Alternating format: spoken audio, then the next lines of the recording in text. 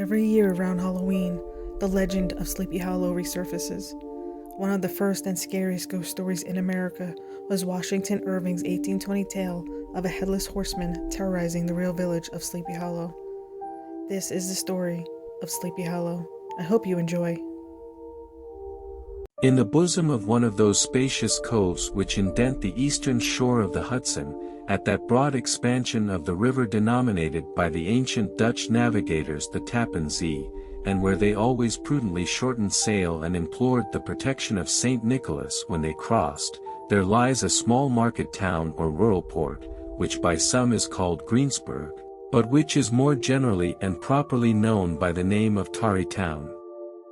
This name was given, we are told, in former days, by the good housewives of the adjacent country, from the inveterate propensity of their husbands to linger about the village tavern on market days. Be that as it may, I do not vouch for the fact, but merely advert to it, for the sake of being precise and authentic. Not far from this village, perhaps about 2 miles, there is a little valley or rather lap of land among high hills, which is one of the quietest places in the whole world. A small brook glides through it, with just murmur enough to lull one to repose, and the occasional whistle of a quail or tapping of a woodpecker is almost the only sound that ever breaks in upon the uniform tranquility. I recollect that, when a stripling, my first exploit in squirrel shooting was in a grove of tall walnut trees that shades one side of the valley. I had wandered into it at noontime, when all nature is peculiarly quiet, and was startled by the roar of my own gun, as it broke the Sabbath stillness around and was prolonged and reverberated by the angry echoes.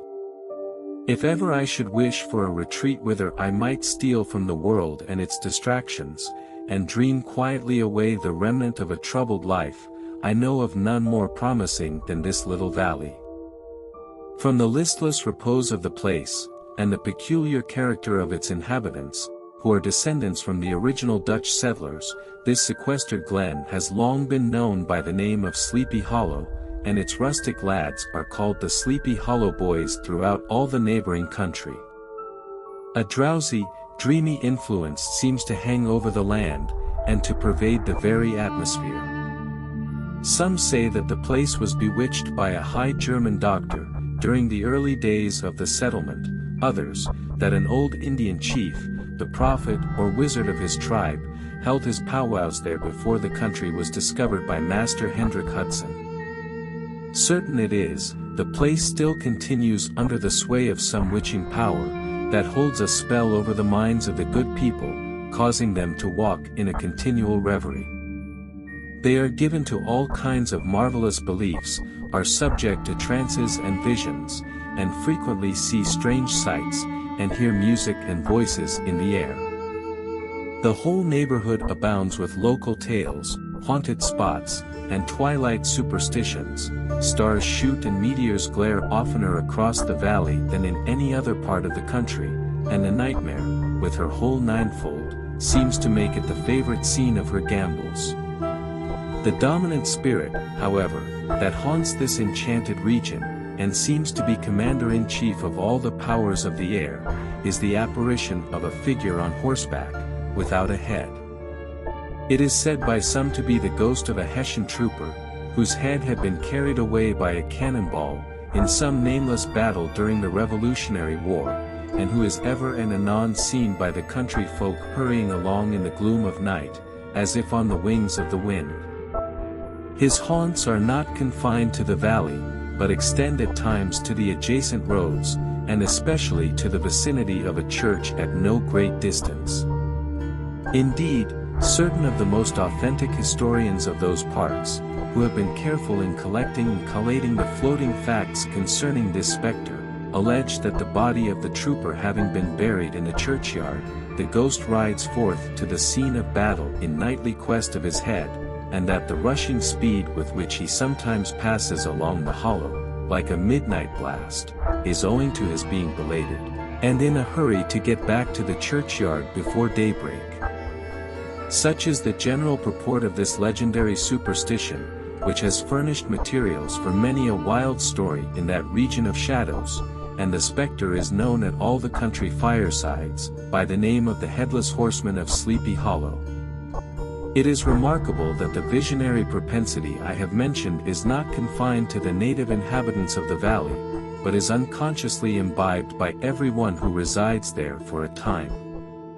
However wide awake they may have been before they entered that sleepy region, they are sure, in a little time, to inhale the witching influence of the air, and begin to grow imaginative, to dream dreams, and see apparitions. I mention this peaceful spot with all possible laud, for it is in such little retired Dutch valleys, found here and there embosomed in the great state of New York, that population, manners, and customs remain fixed, while the great torrent of migration and improvement, which is making such incessant changes in other parts of this restless country, sweeps by them unobserved. They are like those little nooks of still water, which border a rapid stream, where we may see the straw and bubble riding quietly at anchor, or slowly revolving in their mimic harbor, undisturbed by the rush of the passing current. Though many years have elapsed since I trod the drowsy shades of Sleepy Hollow, yet I question whether I should not still find the same trees and the same families vegetating in its sheltered bosom. In this byplace of nature there abode, in a remote period of American history, that is to say, some 30 years since, a worthy wight of the name of Ichabod Crane, who sojourned, or, as he expressed it, tarried, in Sleepy Hollow, for the purpose of instructing the children of the vicinity.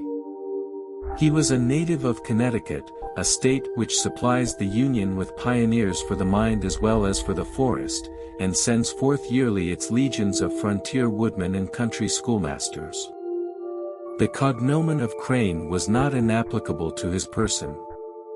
He was tall, but exceedingly lank, with narrow shoulders, long arms and legs, hands that dangled a mile out of his sleeves, feet that might have served for shovels, and his whole frame most loosely hung together. His head was small, and flat at top, with huge ears, large green glassy eyes, and a long snipe nose, so that it looked like a weathercock perched upon his spindle neck to tell which way the wind blew. To see him striding along the profile of a hill on a windy day, with his clothes bagging and fluttering about him, one might have mistaken him for the genius of famine descending upon the earth, or some scarecrow eloped from a cornfield. His schoolhouse was a low building of one large room, rudely constructed of logs, the windows partly glazed, and partly patched with leaves of old copybooks. It was most ingeniously secured at vacant hours, by a withe twisted in the handle of the door, and stakes set against the window shutters, so that though a thief might get in with perfect ease, he would find some embarrassment in getting out, an idea most probably borrowed by the architect, Joost van Houten, from the mystery of an eelpot. The schoolhouse stood in a rather lonely but pleasant situation, just at the foot of a woody hill, with a brook running close by, and a formidable birch tree growing at one end of it. From hence the low murmur of his pupils' voices, conning over their lessons, might be heard in a drowsy summer's day, like the hum of a beehive, interrupted now and then by the authoritative voice of the master, in the tone of menace or command, or, peradventure, by the appalling sound of the birch, as he urged some tardy loiterer along the flowery path of knowledge. Truth to say, he was a conscientious man, and ever bore in mind the golden maxim, spare the rod and spoil the child. Ichabod Crane's scholars certainly were not spoiled. I would not have it imagined, however, that he was one of those cruel potentates of the school who joy in the smart of their subjects.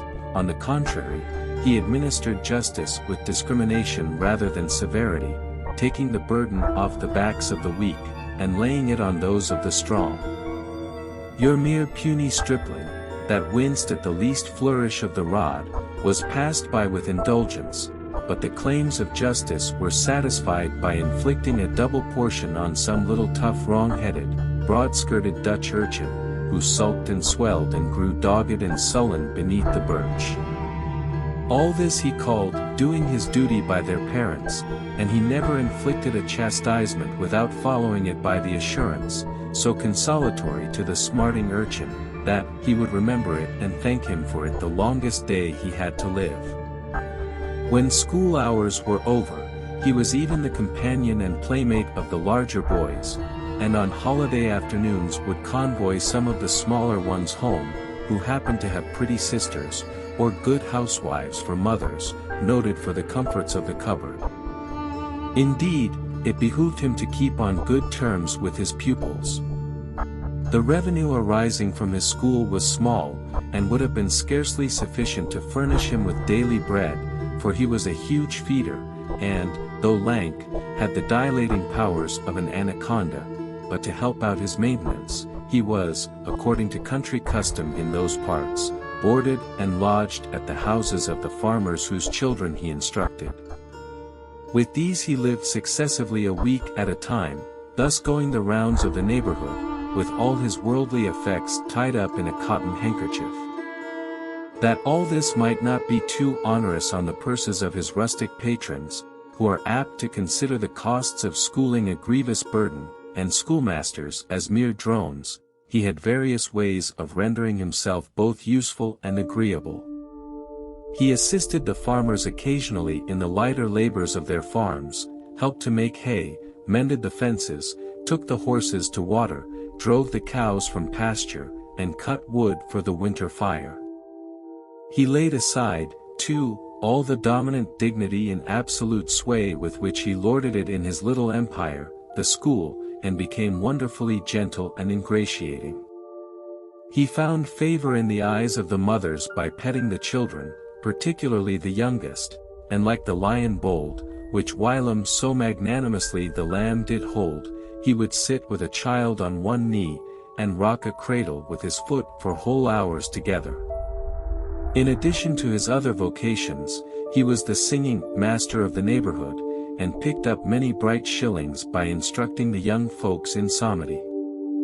It was a matter of no little vanity to him on Sundays, to take his station in front of the church gallery, with a band of chosen singers, where, in his own mind, he completely carried away the palm from the parson. Certain it is, his voice resounded far above all the rest of the congregation, and there are peculiar quavers still to be heard in that church, and which may even be heard half a mile off, quite to the opposite side of the mill-pond, on a still Sunday morning, which are said to be legitimately descended from the nose of Ichabod Crane. Thus, by divers little makeshifts, in that ingenious way which is commonly denominated, by hook and by crook, the worthy pedagogue got on tolerably enough, and was thought, by all who understood nothing of the labor of headwork, to have a wonderfully easy life of it. The schoolmaster is generally a man of some importance in the female circle of a rural neighborhood, being considered a kind of idle, gentlemanlike personage, of vastly superior taste and accomplishments to the rough country swains, and, indeed, inferior in learning only to the parson. His appearance, therefore, is apt to occasion some little stir at the tea-table of a farmhouse, and the addition of a supernumerary dish of cakes or sweetmeats, or, peradventure, the parade of a silver teapot. Our man of letters, therefore, was peculiarly happy in the smiles of all the country damsels. How he would figure among them in the churchyard, between services on Sundays, gathering grapes for them from the wild vines that overran the surrounding trees, reciting for their amusement all the epitaphs on the tombstones, or sauntering, with a whole bevy of them, along the banks of the adjacent mill-pond, while the more bashful country bumpkins hung sheepishly back, envying his superior elegance and address. From his half-itinerant life, also, he was a kind of traveling gazette, carrying the whole budget of local gossip from house to house, so that his appearance was always greeted with satisfaction. He was, moreover, esteemed by the women as a man of great erudition, for he had read several books quite through, and was a perfect master of Cotton Mather's History of New England Witchcraft, in which, by the way, he most firmly and potently believed. He was, in fact, an odd mixture of small shrewdness and simple credulity. His appetite for the marvelous, and his powers of digesting it, were equally extraordinary, and both had been increased by his residence in this spellbound region. No tale was too gross or monstrous for his capacious swallow. It was often his delight, after his school was dismissed in the afternoon, to stretch himself on the rich bed of clover bordering the little brook that whimpered by his schoolhouse, and there con over old Mather's direful tales, until the gathering dusk of evening made the printed page a mere mist before his eyes. Then, as he wended his way by swamp and stream and awful woodland, to the farmhouse where he happened to be quartered, every sound of nature, at that witching hour, fluttered his excited imagination, the moan of the whippoorwill from the hillside, the boding cry of the tree-toad, that harbinger of storm, the dreary hooting of the screech owl, or the sudden rustling in the thicket of birds frightened from their roost. The fireflies, too, which sparkled most vividly in the darkest places, now and then startled him, as one of uncommon brightness would stream across his path, and if, by chance, a huge blockhead of a beetle came winging his blundering flight against him, the poor varlet was ready to give up the ghost, with the idea that he was struck with a witch's token. His only resource on such occasions, either to drown thought or drive away evil spirits, was to sing psalm tunes, and the good people of Sleepy Hollow, as they sat by their doors of an evening, were often filled with awe at hearing his nasal melody, in linked sweetness long drawn out, floating from the distant hill, or along the dusky road. Another of his sources of fearful pleasure was to pass long winter evenings with the old Dutch wives, as they sat spinning by the fire, with a row of apples roasting and spluttering along the hearth, and listened to their marvelous tales of ghosts and goblins, and haunted fields, and haunted brooks, and haunted bridges, and haunted houses, and particularly of the headless horseman, or galloping Hessian of the hollow, as they sometimes called him. He would delight them equally by his anecdotes of witchcraft, and of the direful omens and portentous sights and sounds in the air, which prevailed in the earlier times of Connecticut, and would frighten them woefully with speculations upon comets and shooting stars, and with the alarming fact that the world did absolutely turn round, and that they were half the time topsy-turvy. But if there was a pleasure in all this, while snugly cuddling in the chimney corner of a chamber that was all of a ruddy glow from the crackling wood fire, and where, of course, no spectre dared to show its face, it was dearly purchased by the terrors of his subsequent walk homewards. What fearful shapes and shadows beset his path, amidst the dim and ghastly glare of a snowy night! With what wistful look did he eye every trembling ray of light streaming across the waste fields from some distant window! How often was he appalled by some shrub covered with snow, which, like a sheeted spectre, beset his very path! How often did he shrink with curdling awe at the sound of his own steps on the frosty crust beneath his feet, and dread to look over his shoulder, lest he should behold some uncouth being tramping close behind him! And how often was he thrown into complete dismay by some rushing blast, howling among the trees, in the idea that it was the galloping Hessian on one of his nightly scourings! All these, however, were mere terrors of the night, phantoms of the mind that walk in darkness, and though he had seen many spectres in his time, and been more than once beset by Satan in divers shapes, in his lonely perambulations, yet daylight put an end to all these evils, and he would have passed a pleasant life of it, in despite of the devil and all his works, if his path had not been crossed by a being that causes more perplexity to mortal man than ghosts, goblins, and the whole race of witches put together, and that was, a woman. Among the musical disciples who assembled, one evening in each week, to receive his instructions in psalmody, was Katrina van Tassel, the daughter and only child of a substantial Dutch farmer. She was a blooming lass of fresh 18, plump as a partridge, ripe and melting and rosy-cheeked as one of her father's peaches, and universally famed, not merely for her beauty, but her vast expectations. She was withal a little of a coquette, as might be perceived even in her dress, which was a mixture of ancient and modern fashions, as most suited to set off her charms. She wore the ornaments of pure yellow gold, which her great-great-grandmother had brought over from Sardam, the tempting stomacher of the olden time, and withal a provokingly short petticoat, to display the prettiest foot and ankle in the country round. Ichabod Crane had a soft and foolish heart towards the sex, and it is not to be wondered at that so tempting a morsel soon found favor in his eyes, more especially after he had visited her in her paternal mansion. Old Baltus Van Tassel was a perfect picture of a thriving, contented, liberal-hearted farmer. He seldom, it is true, sent either his eyes or his thoughts beyond the boundaries of his own farm, but within those everything was snug, happy, and well-conditioned. He was satisfied with his wealth, but not proud of it, and piqued himself upon the hearty abundance, rather than the style in which he lived. His stronghold was situated on the banks of the Hudson, in one of those green, sheltered, fertile nooks in which the Dutch farmers are so fond of nestling. A great elm tree spread its broad branches over it, at the foot of which bubbled up a spring of the softest and sweetest water, in a little well formed of a barrel, and then stole sparkling away through the grass, to a neighboring brook, that babbled along among alders and dwarf willows.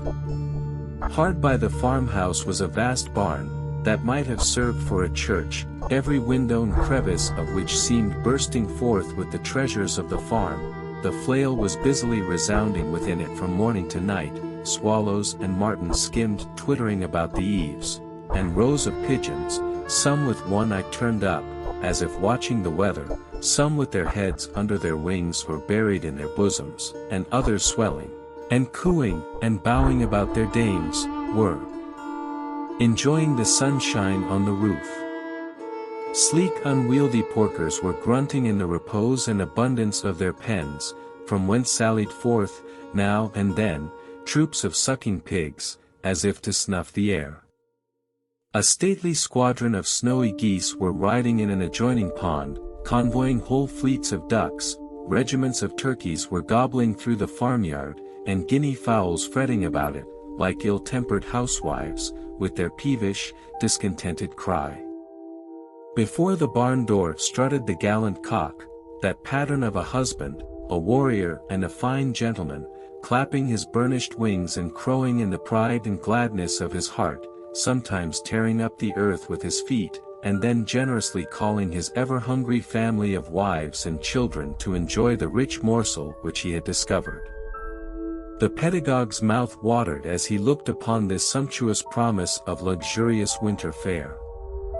In his devouring mind's eye, he pictured to himself every roasting pig running about with a pudding in his belly, and an apple in his mouth. The pigeons were snugly put to bed in a comfortable pie, and tucked in with a coverlet of crust. The geese were swimming in their own gravy, and the ducks pairing cozily in dishes, like snug married couples, with a decent competency of onion sauce. In the porkers he saw carved out the future sleek side of bacon, and juicy relishing ham, not a turkey, but he beheld daintily trussed up, with its gizzard under its wing, and, peradventure, a necklace of savory sausages, and even bright Chanticleer himself lay sprawling on his back, in a side dish, with uplifted claws, as if craving that quarter which his chivalrous spirit disdained to ask while living. As the enraptured Ichabod fancied all this, and as he rolled his great green eyes over the fat meadowlands, the rich fields of wheat, of rye, of buckwheat, and Indian corn, and the orchards burdened with ruddy fruit, which surrounded the warm tenement of Van Tassel, his heart yearned after the damsel who was to inherit these domains, and his imagination expanded with the idea, how they might be readily turned into cash, and the money invested in immense tracts of wild land, and shingle palaces in the wilderness. Nay, his busy fancy already realized his hopes, and presented to him the blooming Katrina, with a whole family of children, mounted on the top of a wagon loaded with household trumpery, with pots and kettles dangling beneath, and he beheld himself bestriding a pacing mare, with a colt at her heels, setting out for Kentucky, Tennessee, or the Lord knows where. When he entered the house, the conquest of his heart was complete. It was one of those spacious farmhouses, with high, ridged but lowly sloping roofs, built in the style handed down from the first Dutch settlers, the low projecting eaves forming a piazza along the front, capable of being closed up in bad weather. Under this were hung flails, harness, various utensils of husbandry, and nets for fishing in the neighboring river. Benches were built along the sides for summer use, and a great spinning wheel at one end, and a churn at the other, showed the various uses to which this important porch might be devoted. From this piazza the wondering Ichabod entered the hall, which formed the center of the mansion, and the place of usual residence.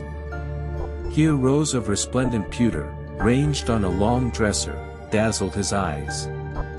In one corner stood a huge bag of wool, ready to be spun, in another, a quantity of linsey woolsey just from the loom, ears of Indian corn, and strings of dried apples and peaches, hung in gay festoons along the walls, mingled with the god of red peppers, and a door left ajar gave him a peep into the best parlor, where the claw-footed chairs and dark mahogany tables shone like mirrors, andirons, with their accompanying shovel and tongs, glistened from their covert of asparagus tops, mock.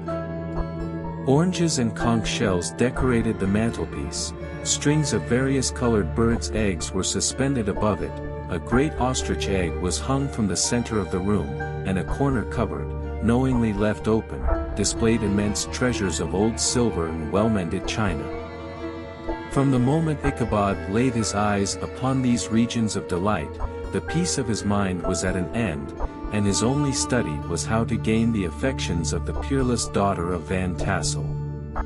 In this enterprise, however, he had more real difficulties than generally fell to the lot of a knight-errant of yore, who seldom had anything but giants, enchanters, fiery dragons, and such like easily conquered adversaries, to contend with, and had to make his way merely through gates of iron and brass, and walls of adamant to the castle keep, where the lady of his heart was confined, all which he achieved as easily as a man would carve his way to the center of a Christmas pie, and then the lady gave him her hand as a matter of course. Ichabod, on the contrary, had to win his way to the heart of a country coquette, beset with a labyrinth of whims and caprices, which were forever presenting new difficulties and impediments, and he had to encounter a host of fearful adversaries of real flesh and blood, the numerous rustic admirers, who beset every portal to her heart, keeping a watchful and angry eye upon each other, but ready to fly out in the common cause against any new competitor. Among these, the most formidable was a burly, roaring, roistering blade, of the name of Abraham, or, according to the Dutch abbreviation, Bram van Brunt, the hero of the country round, which rang with his feats of strength and hardihood. He was broad-shouldered and double-jointed, with short curly black hair, and a bluff but not unpleasant countenance, having a mingled air of fun and arrogance. From his Herculean frame and great powers of limb he had received the nickname of Brom Bones, by which he was universally known. He was famed for great knowledge and skill in horsemanship, being as dexterous on horseback as a Tartar. He was foremost at all races and cock fights, and, with the ascendancy which bodily strength always acquires in rustic life, was the umpire in all disputes, setting his hat on one side, and giving his decisions with an air and tone that admitted of no gainsay or appeal. He was always ready for either a fight or a frolic, but had more mischief than ill will in his composition, and with all his overbearing roughness, there was a strong dash of waggish good humor at bottom. He had 3 or 4 boon companions, who regarded him as their model, and at the head of whom he scoured the country, attending every scene of feud or merriment for miles round. In cold weather he was distinguished by a fur cap, surmounted with a flaunting fox's tail, and when the folks at a country gathering descried this well-known crest at a distance, whisking about among a squad of hard riders, they always stood by for a squall.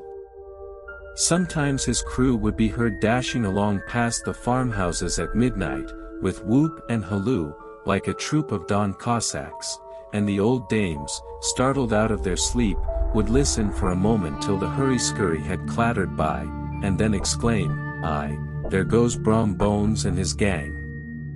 The neighbors looked upon him with a mixture of awe, admiration, and goodwill, and, when any madcap prank or rustic brawl occurred in the vicinity, always shook their heads, and warranted Brom Bones was at the bottom of it.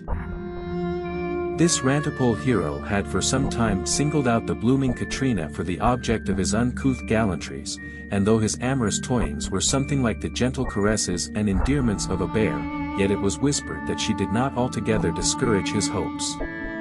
Certain it is, his advances were signals for rival candidates to retire, who felt no inclination to cross a lion in his amours, insomuch, that when his horse was seen tied to Van Tassel's paling, on a Sunday night, a sure sign that his master was courting, or, as it is termed, sparking, within, all other suitors passed by in despair, and carried the war into other quarters. Such was the formidable rival with whom Ichabod Crane had to contend, and, considering all things, a stouter man than he would have shrunk from the competition, and a wiser man would have despaired. He had, however, a happy mixture of pliability and perseverance in his nature. He was in form and spirit like a supple jack, yielding, but tough. Though he bent, he never broke, and though he bowed beneath the slightest pressure, yet, the moment it was away, jerk, he was as erect, and carried his head as high as ever. To have taken the field openly against his rival would have been madness, for he was not a man to be thwarted in his amours, any more than that stormy lover, Achilles. Ichabod, therefore, made his advances in a quiet and gently insinuating manner. Under cover of his character of singing master, he made frequent visits at the farmhouse, not that he had anything to apprehend from the meddlesome interference of parents, which is so often a stumbling block in the path of lovers. Bolt Van Tassel was an easy indulgent soul, he loved his daughter better even than his pipe, and, like a reasonable man and an excellent father, let her have her way in everything. His notable little wife, too, had enough to do to attend to her housekeeping and manage her poultry, for, as she sagely observed, ducks and geese are foolish things, and must be looked after, but girls can take care of themselves. Thus, while the busy dame bustled about the house, or plied her spinning wheel at one end of the piazza, honest Bolt would sit smoking his evening pipe at the other, watching the achievements of a little wooden warrior, who, armed with a sword in each hand, was most valiantly fighting the wind on the pinnacle of the barn.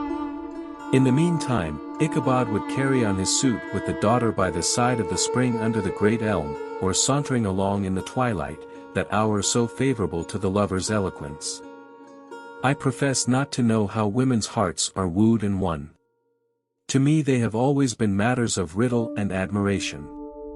Some seem to have but one vulnerable point, or door of access, while others have 1,000 avenues, and may be captured in 1,000 different ways. It is a great triumph of skill to gain the former, but a still greater proof of generalship to maintain possession of the latter, for man must battle for his fortress at every door and window. He who wins 1,000 common hearts is therefore entitled to some renown, but he who keeps undisputed sway over the heart of a coquette is indeed a hero. Certain it is, this was not the case with the redoubtable Brom Bones, and from the moment Ichabod Crane made his advances, the interests of the former evidently declined, his horse was no longer seen tied to the palings on Sunday nights, and a deadly feud gradually arose between him and the preceptor of Sleepy Hollow. Brom, who had a degree of rough chivalry in his nature, would fain have carried matters to open warfare and have settled their pretensions to the lady, according to the mode of those most concise and simple reasoners, the knights-errant of yore, by single combat. But Ichabod was too conscious of the superior might of his adversary to enter the lists against him. He had overheard a boast of Bones, that he would double the schoolmaster up, and lay him on a shelf of his own schoolhouse, and he was too wary to give him an opportunity. There was something extremely provoking in this obstinately pacific system. It left Brom no alternative but to draw upon the funds of rustic waggery in his disposition, and to play off boorish practical jokes upon his rival. Ichabod became the object of whimsical persecution to Bones and his gang of rough riders. They harried his hitherto peaceful domains, smoked out his singing school by stopping up the chimney, broke into the schoolhouse at night, in spite of its formidable fastenings of withe and window stakes, and turned everything topsy-turvy, so that the poor schoolmaster began to think all the witches in the country held their meetings there. But what was still more annoying, Brom took all opportunities of turning him into ridicule in presence of his mistress, and had a scoundrel dog whom he taught to whine in the most ludicrous manner, and introduced as a rival of Ichabod's, to instruct her in psalmody. In this way matters went on for some time, without producing any material effect on the relative situations of the contending powers. On a fine autumnal afternoon, Ichabod, in pensive mood, sat enthroned on the lofty stool from whence he usually watched all the concerns of his little literary realm. In his hand he swayed a ferule, that scepter of despotic power. The birch of justice reposed on 3 nails behind the throne, a constant terror to evil-doers, while on the desk before him might be seen sundry contraband articles and prohibited weapons, detected upon the persons of idle urchins, such as half-munched apples, pop-guns, whirligigs, fly-cages, and whole legions of rampant little paper gamecocks. Apparently there had been some appalling act of justice recently inflicted, for his scholars were all busily intent upon their books, or slyly whispering behind them with one eye kept upon the master, and a kind of buzzing stillness reigned throughout the schoolroom. It was suddenly interrupted by the appearance of a negro in tow-cloth jacket and trousers, a round-crowned fragment of a hat, like the cap of Mercury, and mounted on the back of a ragged, wild, half-broken colt, which he managed with a rope by way of halter. He came clattering up to the school door with an invitation to Ichabod to attend a merrymaking or quilting frolic, to be held that evening at Meneer Van Tassel's, and having delivered his message with that air of importance, and effort at fine language, which a negro is apt to display on petty embassies of the kind, he dashed over the brook, and was seen scampering away up the hollow, full of the importance and hurry of his mission. All was now bustle and hubbub in the late quiet schoolroom. The scholars were hurried through their lessons without stopping at trifles, those who were nimble skipped over half with impunity, and those who were tardy had a smart application now and then in the rear, to quicken their speed or help them over a tall word. Books were flung aside without being put away on the shelves, inkstands were overturned, benches thrown down, and the whole school was turned loose an hour before the usual time, bursting forth like a legion of young imps, yelping and racketing about the green in joy at their early emancipation. The gallant Ichabod now spent at least an extra half-hour at his toilet, brushing and furbishing up his best, and indeed only suit of rusty black, and arranging his locks by a bit of broken looking-glass that hung up in the schoolhouse. That he might make his appearance before his mistress in the true style of a cavalier, he borrowed a horse from the farmer with whom he was domiciliated, a choleric old Dutchman of the name of Hans van Ripper, and, thus gallantly mounted, issued forth like a knight-errant in quest of adventures. But it is meet I should, in the true spirit of romantic story, give some account of the looks and equipments of my hero and his steed. The animal he best rode was a broken-down plough-horse, that had outlived almost everything but its viciousness. He was gaunt and shagged, with a ewe-neck, and a head like a hammer. His rusty mane and tail were tangled and knotted with burrs. One eye had lost its pupil, and was glaring and spectral, but the other had the gleam of a genuine devil in it. Still he must have had fire and metal in his day, if we may judge from the name he bore of gunpowder. He had, in fact, been a favorite steed of his master's, the choleric Van Ripper, who was a furious rider, and had infused, very probably, some of his own spirit into the animal, for, old and broken down as he looked, there was more of the lurking devil in him than in any young filly in the country. Ichabod was a suitable figure for such a steed. He rode with short stirrups, which brought his knees nearly up to the pommel of the saddle, his sharp elbows stuck out like grasshoppers, he carried his whip perpendicularly in his hand, like a scepter, and as his horse jogged on, the motion of his arms was not unlike the flapping of a pair of wings. A small wool hat rested on the top of his nose, for so his scanty strip of forehead might be called, and the skirts of his black coat fluttered out almost to the horse's tail. Such was the appearance of Ichabod and his steed as they shambled out of the gate of Hans van Ripper, and it was altogether such an apparition as is seldom to be met with in broad daylight. It was, as I have said, a fine autumnal day, the sky was clear and serene, and nature wore that rich and golden livery which we always associate with the idea of abundance. The forests had put on their sober brown and yellow, while some trees of the tenderer kind had been nipped by the frosts into brilliant dyes of orange, purple, and scarlet. Streaming files of wild ducks began to make their appearance high in the air, the bark of the squirrel might be heard from the groves of beech and hickory nuts, and the pensive whistle of the quail at intervals from the neighboring stubble field.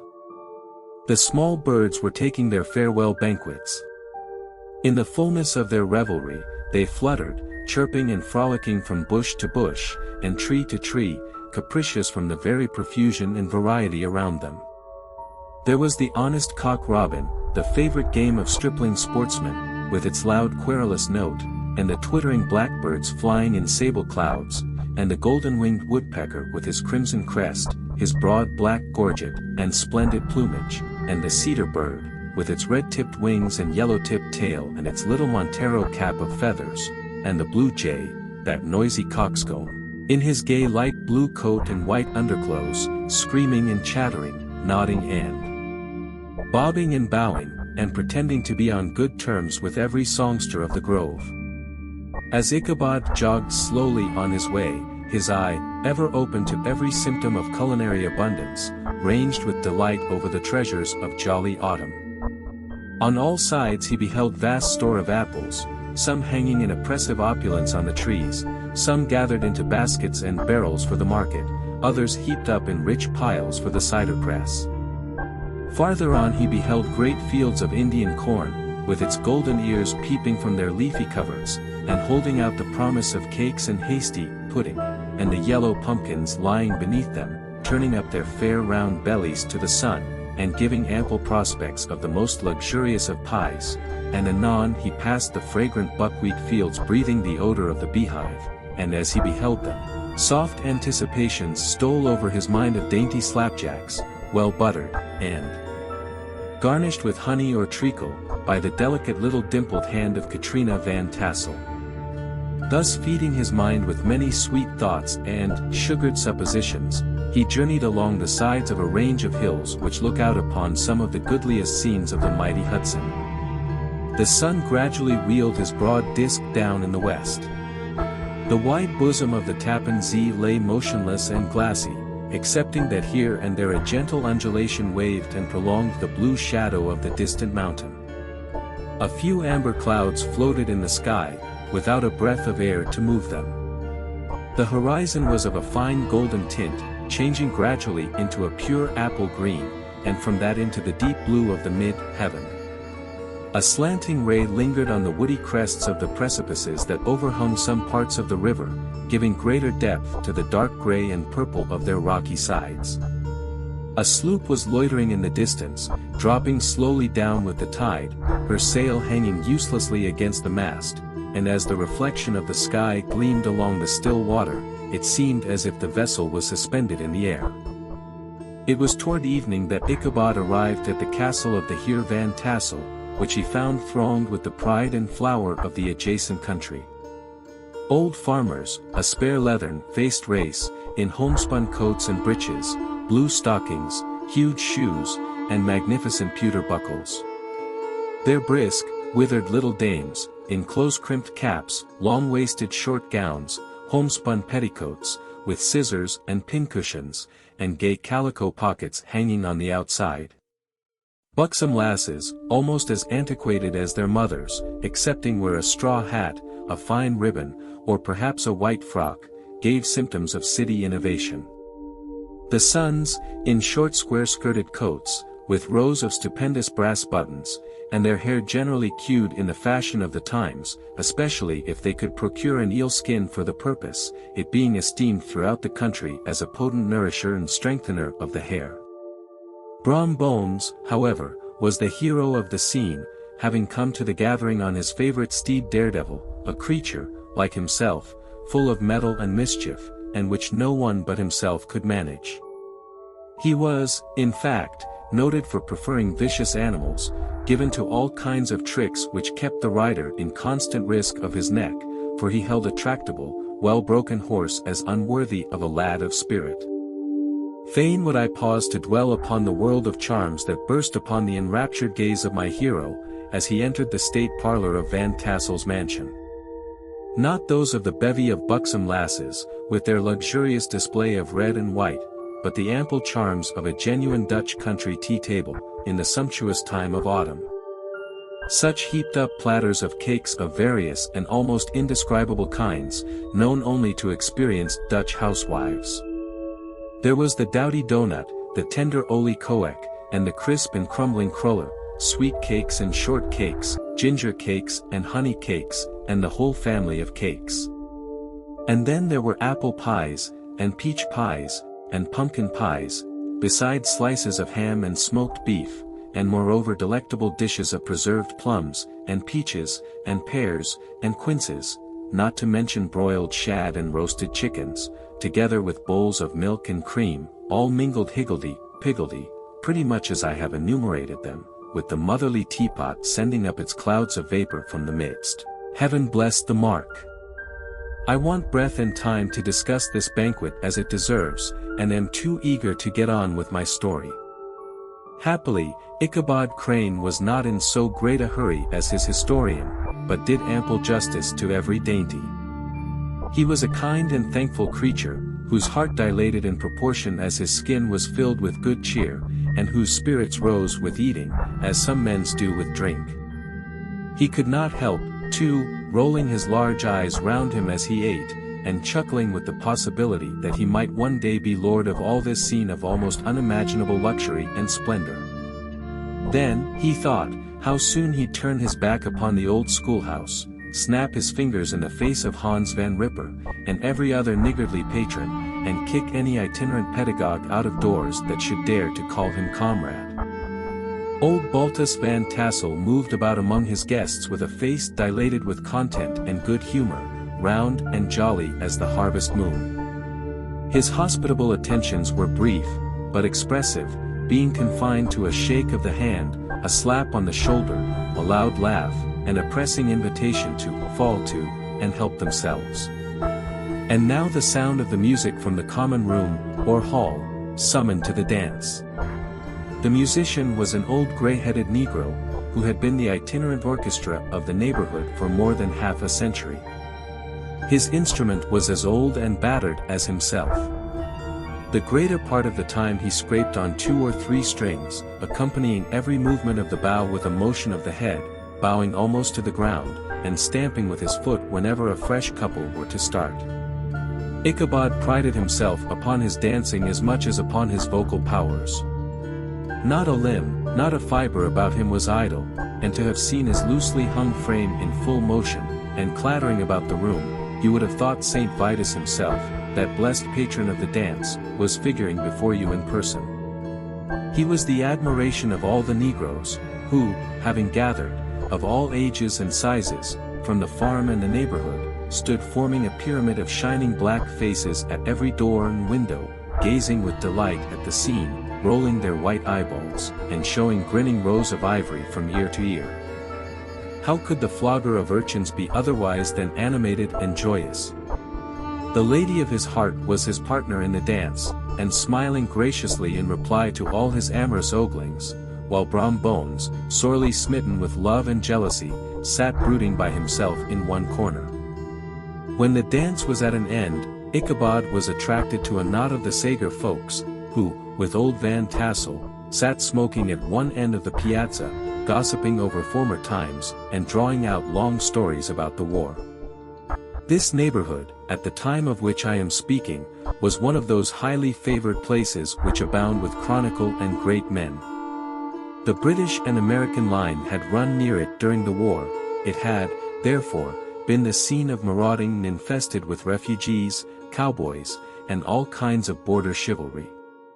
Just sufficient time had elapsed to enable each storyteller to dress up his tale with a little becoming fiction, and, in the indistinctness of his recollection, to make himself the hero of every exploit. There was the story of Domovoi Martling, a large blue-bearded Dutchman, who had nearly taken a British frigate with an old iron 9-pounder from a mud breastwork, only that his gun burst at the 6th discharge. And there was an old gentleman who shall be nameless, being too rich a manner to be lightly mentioned, who, in the Battle of White Plains, being an excellent master of defense, parried a musket ball with a small sword, insomuch that he absolutely felt it was round the blade, and glance off at the hilt, in proof of which he was ready at any time to show the sword, with the hilt a little bent. There were several more that had been equally great in the field, not one of whom but was persuaded that he had a considerable hand in bringing the war to a happy termination. But all these were nothing to the tales of ghosts and apparitions that succeeded. The neighborhood is rich in legendary treasures of the kind. Local tales and superstitions thrive best in these sheltered, long-settled retreats, but are trampled underfoot by the shifting throng that forms the population of most of our country places. Besides, there is no encouragement for ghosts in most of our villages, for they have scarcely had time to finish their first nap and turn themselves in their graves, before their surviving friends have traveled away from the neighborhood, so that when they turn out at night to walk their rounds, they have no acquaintance left to call upon. This is perhaps the reason why we so seldom hear of ghosts except in our long-established Dutch communities. The immediate cause, however, of the prevalence of supernatural stories in these parts, was doubtless owing to the vicinity of Sleepy Hollow.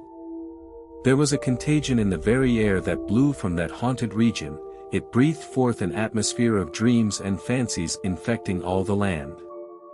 Several of the Sleepy Hollow people were present at Van Tassel's, and, as usual, were doling out their wild and wonderful legends. Many dismal tales were told about funeral trains, and mourning cries and wailings heard and seen about the great tree where the unfortunate Major Andre was taken, and which stood in the neighborhood. Some mention was made also of the woman in white, that haunted the dark glen at Raven Rock, and was often heard to shriek on winter nights before a storm, having perished there in the snow. The chief part of the stories, however, turned upon the favorite specter of Sleepy Hollow, the Headless Horseman, who had been heard several times of late, patrolling the country, and, it was said, tethered his horse nightly among the graves in the churchyard. The sequestered situation of this church seems always to have made it a favorite haunt of troubled spirits. It stands on a knoll, surrounded by locust trees and lofty elms, from among which its decent, whitewashed walls shine modestly forth, like Christian purity beaming through the shades of retirement. A gentle slope descends from it to a silver sheet of water, bordered by high trees, between which peeps may be caught at the blue hills of the Hudson. To look upon its grass-grown yard, where the sunbeams seem to sleep so quietly, one would think that there at least the dead might rest in peace. On one side of the church extends a wide woody dell, along which raves a large brook among broken rocks and trunks of fallen trees. Over a deep black part of the stream, not far from the church, was formerly thrown a wooden bridge. The road that led to it, and the bridge itself, were thickly shaded by overhanging trees, which cast a gloom about it, even in the daytime, but occasioned a fearful darkness at night. Such was one of the favorite haunts of the Headless Horseman, and the place where he was most frequently encountered.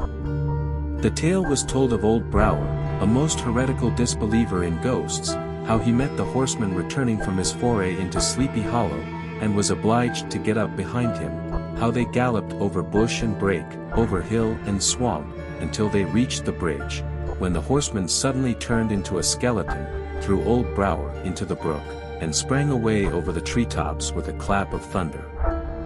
This story was immediately matched by a thrice marvelous adventure of Brom Bones, who made light of the galloping Hessian as an errant jockey. He affirmed that on returning one night from the neighboring village of Sing Sing, he had been overtaken by this midnight trooper, that he had offered to race with him for a bowl of punch, and should have won it too, for Daredevil beat the goblin horse all holler, but just as they came to the church bridge, the Hessian bolted, and vanished in a flash of fire. All these tales, told in that drowsy undertone with which men talk in the dark, the countenances of the listeners only now and then receiving a casual gleam from the glare of a pipe, sank deep in the mind of Ichabod. He repaid them in kind with large extracts from his invaluable author, Cotton Mather, and added many marvelous events that had taken place in his native state of Connecticut, and fearful sights which he had seen in his nightly walks about Sleepy Hollow. The revel now gradually broke up. The old farmers gathered together their families in their wagons, and were heard for some time rattling along the hollow roads, and over the distant hills. Some of the damsels mounted on pillions behind their favorite swains, and their light-hearted laughter, mingling with the clatter of hoofs, echoed along the silent woodlands, sounding fainter and fainter, until they gradually died away, and the late scene of noise and frolic was all silent and deserted. Ichabod only lingered behind, according to the custom of country lovers, to have a tête-à-tête with the heiress, fully convinced that he was now on the high road to success. What passed at this interview I will not pretend to say, for in fact I do not know. Something, however, I fear me, must have gone wrong, for he certainly sallied forth, after no very great interval, with an air quite desolate and chapfallen. Oh, these women! These women! Could that girl have been playing off any of her coquettish tricks? Was her encouragement of the poor pedagogue all a mere sham to secure her conquest of his rival? Heaven only knows, not I. Let it suffice to say, Ichabod stole forth with the air of one who had been sacking a hen roost, rather than a fair lady's heart.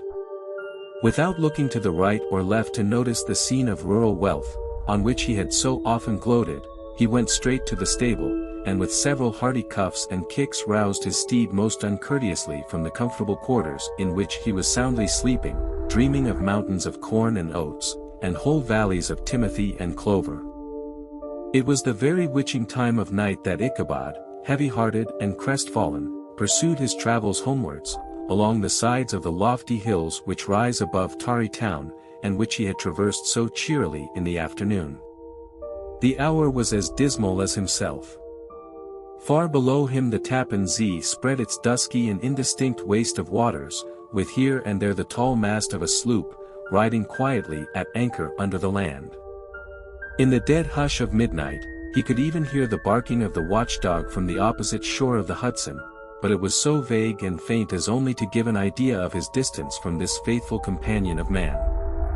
Now and then, too, the long-drawn crowing of a cock, accidentally awakened, would sound far, far off, from some farmhouse away among the hills, but it was like a dreaming sound in his ear. No signs of life occurred near him, but occasionally the melancholy chirp of a cricket, or perhaps the guttural twang of a bullfrog from a neighboring marsh, as if sleeping uncomfortably and turning suddenly in his bed.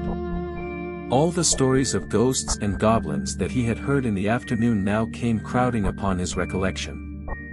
The night grew darker and darker, the stars seemed to sink deeper in the sky, and driving clouds occasionally hid them from his sight. He had never felt so lonely and dismal. He was, moreover, approaching the very place where many of the scenes of the ghost stories had been laid. In the center of the road stood an enormous tulip tree, which towered like a giant above all the other trees of the neighborhood, and formed a kind of landmark. Its limbs were gnarled and fantastic, large enough to form trunks for ordinary trees, twisting down almost to the earth, and rising again into the air. It was connected with the tragical story of the unfortunate André, who had been taken prisoner hard by, and was universally known by the name of Major André's tree. The common people regarded it with a mixture of respect and superstition, partly out of sympathy for the fate of its ill-starred namesake, and partly from the tales of strange sights and doleful lamentations, told concerning it. As Ichabod approached this fearful tree, he began to whistle. He thought his whistle was answered, it was but a blast sweeping sharply through the dry branches. As he approached a little nearer, he thought he saw something white, hanging in the midst of the tree, he paused and ceased whistling but, on looking more narrowly, perceived that it was a place where the tree had been scathed by lightning, and the white wood laid bare. Suddenly he heard a groan, his teeth chattered, and his knees smote against the saddle. It was but the rubbing of one huge bough upon another, as they were swayed about by the breeze. He passed the tree in safety, but new perils lay before him. About 200 yards from the tree, a small brook crossed the road, and ran into a marshy and thickly wooded glen, known by the name of Wiley's Swamp. A few rough logs, laid side by side, served for a bridge over this stream. On that side of the road where the brook entered the wood, a group of oaks and chestnuts, matted thick with wild grapevines, threw a cavernous gloom over it. To pass this bridge was the severest trial. It was at this identical spot that the unfortunate André was captured, and under the covert of those chestnuts and vines were the sturdy yeomen concealed who surprised him. This has ever since been considered a haunted stream, and fearful are the feelings of the schoolboy who has to pass it alone after dark. As he approached the stream, his heart began to thump. He summoned up, however, all his resolution, gave his horse half a score of kicks in the ribs, and attempted to dash briskly across the bridge, but instead of starting forward, the perverse old animal made a lateral movement, and ran broadside against the fence. Ichabod, whose fears increased with the delay, jerked the reins on the other side, and kicked lustily with the contrary foot. It was all in vain. His steed started, it is true, but it was only to plunge to the opposite side of the road into a thicket of brambles and alder bushes. The schoolmaster now bestowed both whip and heel upon the starveling ribs of old Gunpowder, who dashed forward, snuffling and snorting, but came to a stand just by the bridge, with a suddenness that had nearly sent his rider sprawling over his head.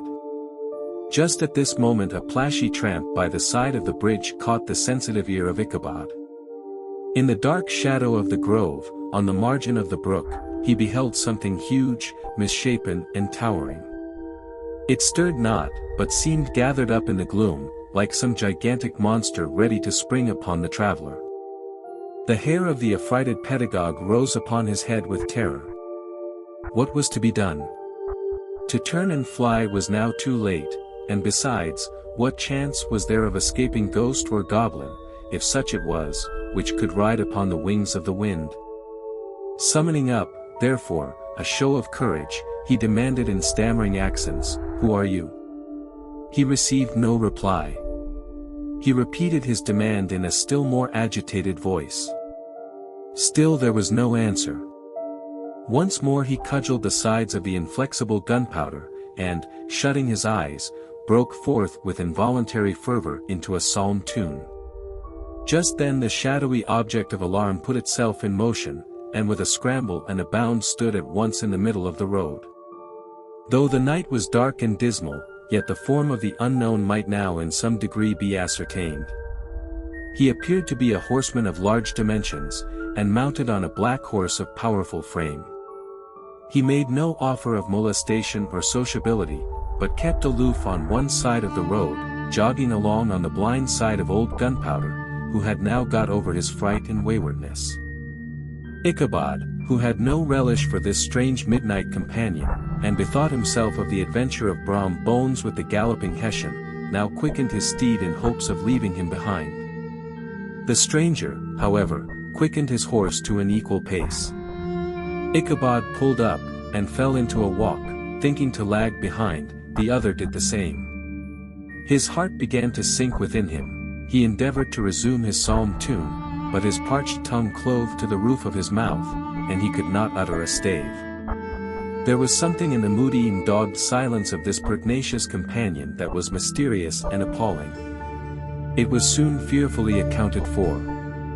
On mounting a rising ground, which brought the figure of his fellow traveler in relief against the sky, gigantic in height, and muffled in a cloak, Ichabod was horror-struck on perceiving that he was headless, but his horror was still more increased on observing that the head, which should have rested on his shoulders, was carried before him on the pommel of his saddle.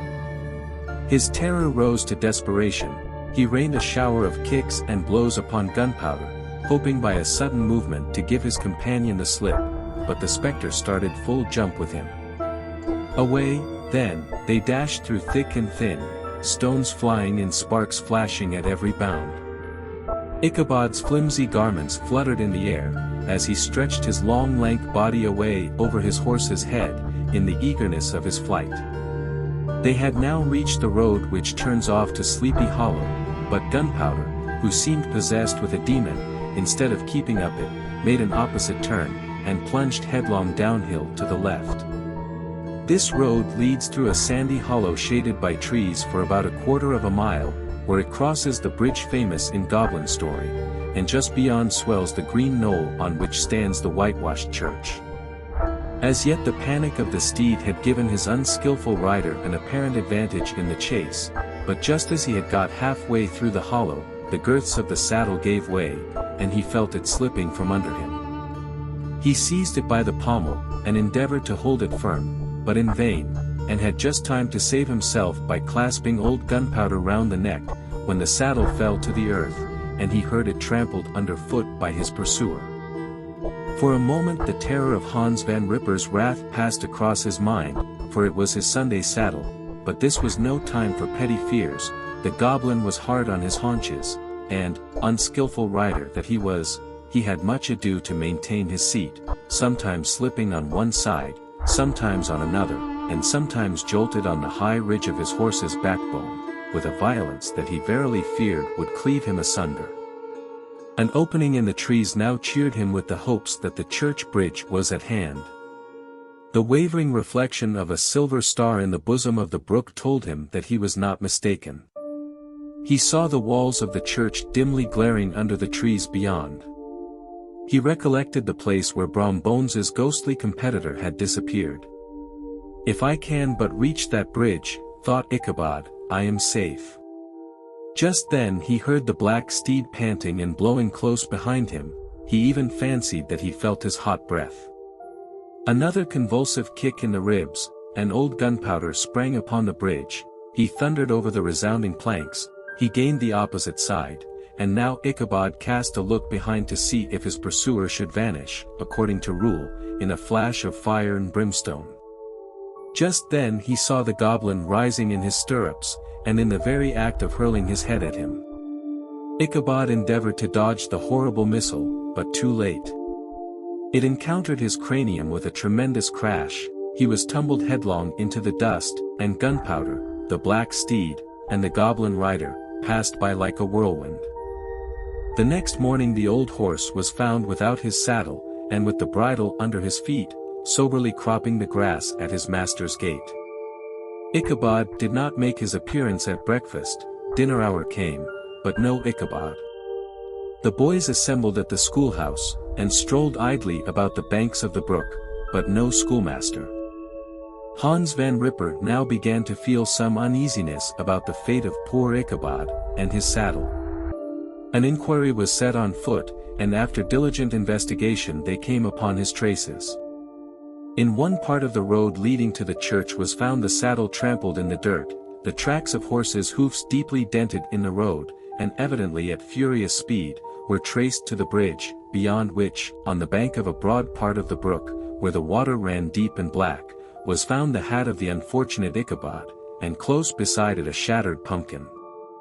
The brook was searched, but the body of the schoolmaster was not to be discovered. Hans Van Ripper, as executor of his estate, examined the bundle which contained all his worldly effects. They consisted of 2 shirts and a half, 2 stocks for the neck, a pair or 2 of worsted stockings, an old pair of corduroy small clothes, a rusty razor, a book of psalm tunes full of dog's ears, and a broken pitch pipe. As to the books and furniture of the schoolhouse, they belonged to the community, excepting Cotton Mather's History of Witchcraft, a New England almanac, and a book of dreams and fortune-telling, in which last was a sheet of foolscap much scribbled and blotted in several fruitless attempts to make a copy of verses in honor of the heiress of Van Tassel. These magic books and the poetic scrawl were forthwith consigned to the flames by Hans Van Ripper, who, from that time forward, determined to send his children no more to school, observing that he never knew any good come of this same reading and writing. Whatever money the schoolmaster possessed, and he had received his quarter's pay but a day or two before, he must have had about his person at the time of his disappearance. The mysterious event caused much speculation at the church on the following Sunday. Knots of gazers and gossips were collected in the churchyard, at the bridge, and at the spot where the hat and pumpkin had been found. The stories of Brower, of Bones, and a whole budget of others were called to mind, and when they had diligently considered them all, and compared them with the symptoms of the present case, they shook their heads, and came to the conclusion that Ichabod had been carried off by the galloping Hessian. As he was a bachelor, and in nobody's debt, nobody troubled his head any more about him. The school was removed to a different quarter of the hollow, and another pedagogue reigned in his stead. It is true, an old farmer, who had been down to New York on a visit several years after, and from whom this account of the ghostly adventure was received, brought home the intelligence that Ichabod Crane was still alive, that he had left the neighborhood partly through fear of the goblin and Hans Van Ripper, and partly in mortification at having been suddenly dismissed by the heiress, that he had changed his quarters to a distant part of the country, had kept school and studied law at the same time, had been admitted to the bar, turned politician, electioneered, written for the newspapers, and finally had been made a justice of the 10-pound court. Brom Bones, too, who, shortly after his rival's disappearance conducted the blooming Katrina in triumph to the altar, was observed to look exceedingly knowing whenever the story of Ichabod was related, and always burst into a hearty laugh at the mention of the pumpkin, which led some to suspect that he knew more about the matter than he chose to tell. The old country wives, however, who are the best judges of these matters, maintain to this day that Ichabod was spirited away by supernatural means, and it is a favorite story often told about the neighborhood round the winter evening fire. The bridge became more than ever an object of superstitious awe, and that may be the reason why the road has been altered of late years, so as to approach the church by the border of the millpond. The schoolhouse being deserted soon fell to decay, and was reported to be haunted by the ghost of the unfortunate pedagogue, and the ploughboy, loitering homeward of a still summer evening, has often fancied his voice at a distance, chanting a melancholy psalm tune among the tranquil solitudes of Sleepy Hollow.